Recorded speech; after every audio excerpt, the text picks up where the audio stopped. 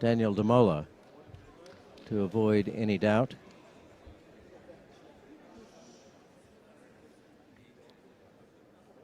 But Dennis Coquelin from Singapore, our referee Olivier Bastien from Belgium, our video referee.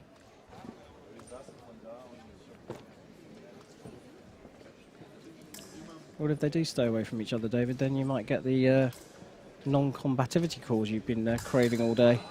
I haven't been craving them.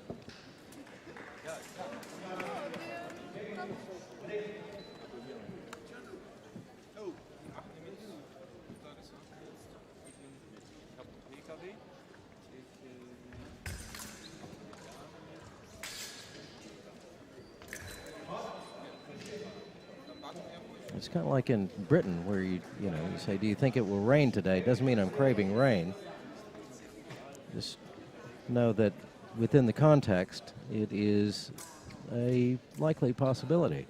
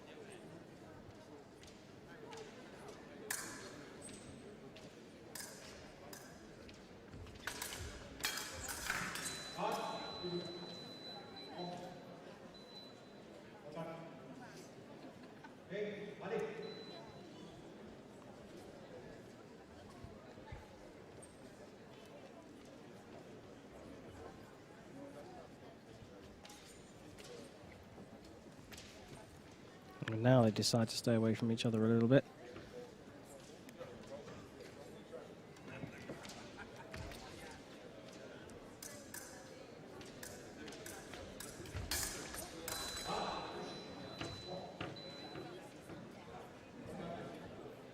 And at the moment, from a tactical point of view, it looks like DeMola is allowing Buzzacchino to come onto him and then work off what his opponent's doing. Working slightly in his favour, but only just.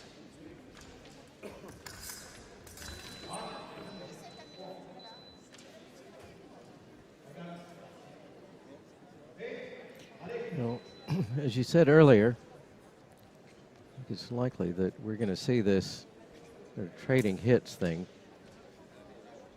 carry on throughout and then probably have a big explosion at the end.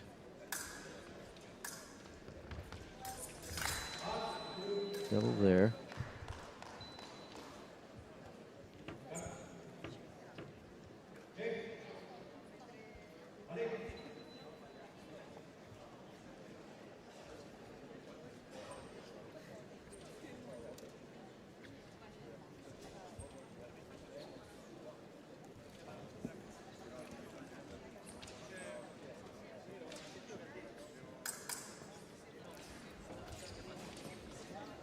Okay, that'll do it. They'll step away. We'll go to our first 1 minute break. No coaches. They are from the same side. Yeah, and the atmosphere in the auditorium is an extremely quiet one.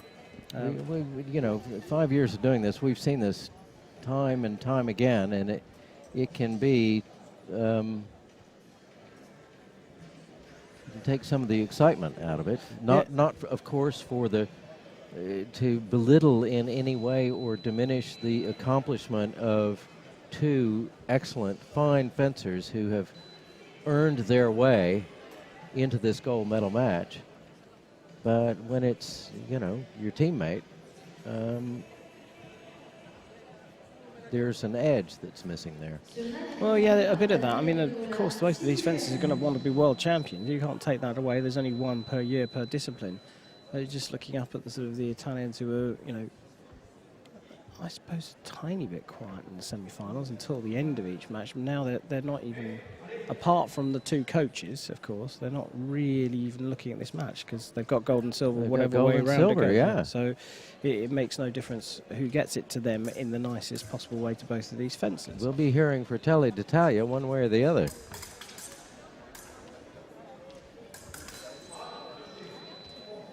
They're certainly not shying away from each other in this fight, though, which is good to see.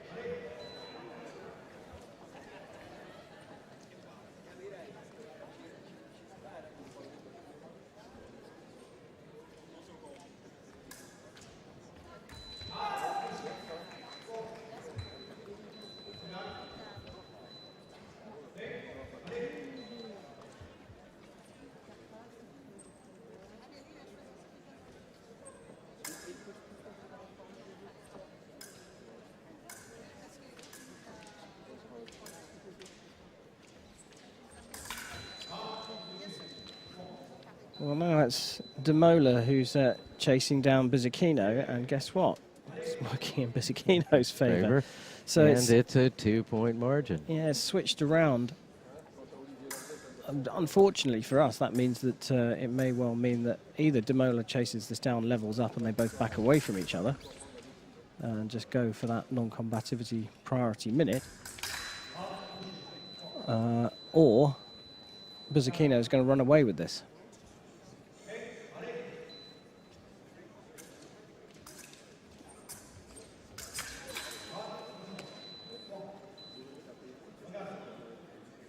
Well, they have picked up the pace a bit, for which we are grateful.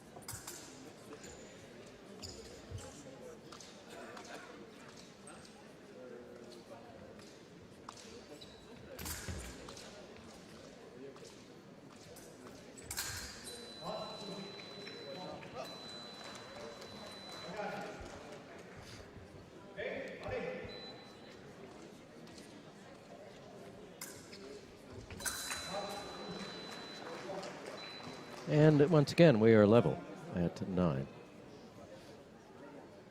Well, this is where we could see the match stale somewhat.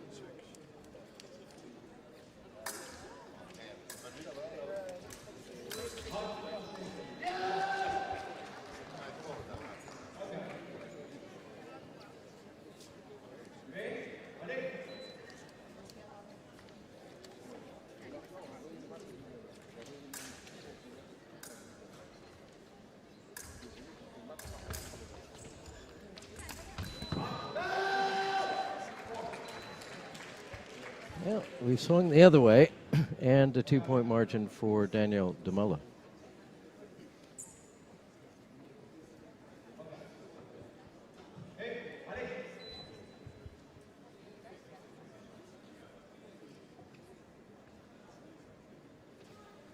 And unsurprisingly, DeMola's just sitting back and asking Buzzacchino to come on to him.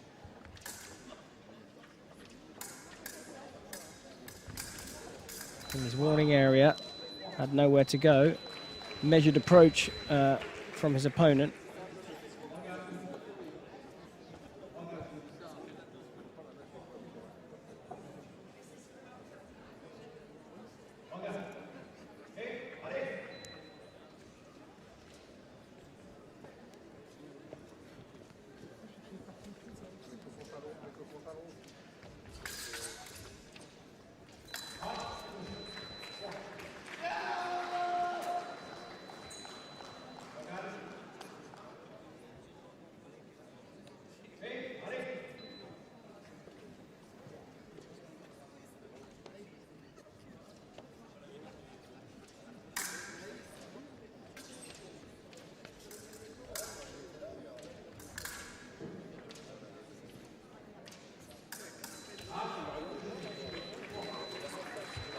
DeMola there opening up a 3-point lead. I was about to say that based on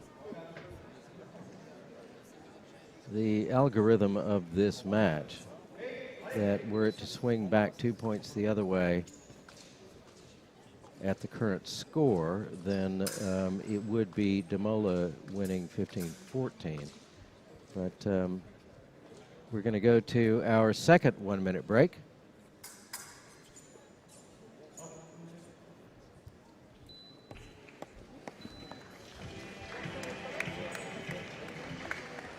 As things have swung back the other way. Yeah, DeMola fought his way back into this from behind and has now controlled everything as Buzzacchino comes forward. Buzzacchino did score a couple of nice hits and does still have plenty of time to build his hits. No need for him to rush in the third period, but the momentum has slightly shifted over to DeMola now. And it's a bit weird when we're used to seeing the fencers in the breaks talking to their coaches. The Italians have agreed, even though they've got 2 different coaches, the Italians have agreed that there'll be no coaching during this gold medal match. It's down to these 2 fine young fencers to fight it out for the privilege of being the world champion. Who will it be? Gianpaolo Buzzacchino, Daniel DeMola? Only time will tell.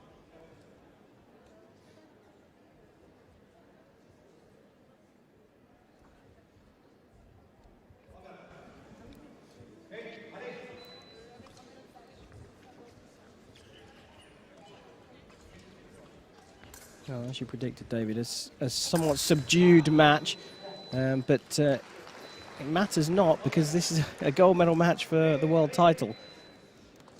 Buzzacchino landing the first one in the third period.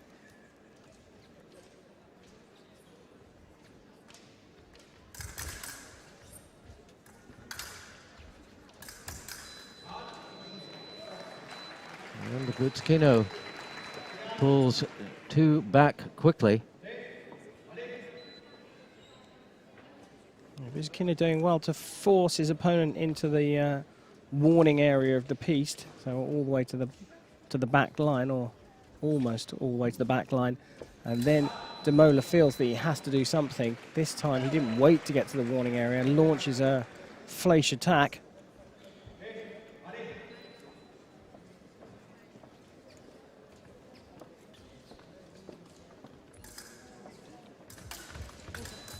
Buzzacchino's not given up. He's still sticking with his tactic of pushing his opponent back and then picking him off if he tries to step into distance.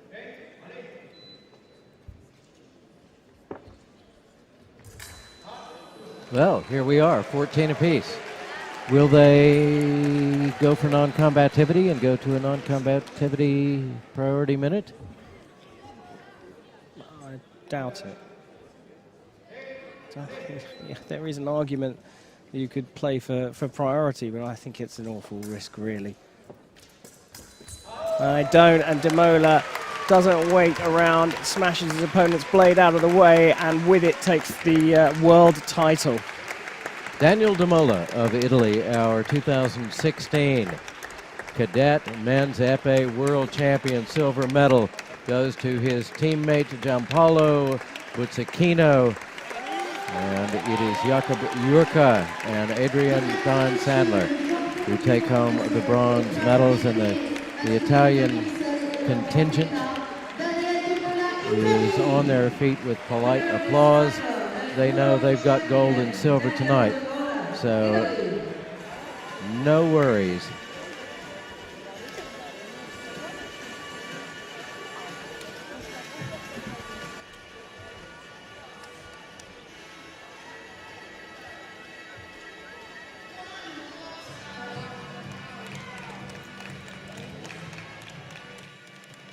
Well, just in front of us, they're rolling the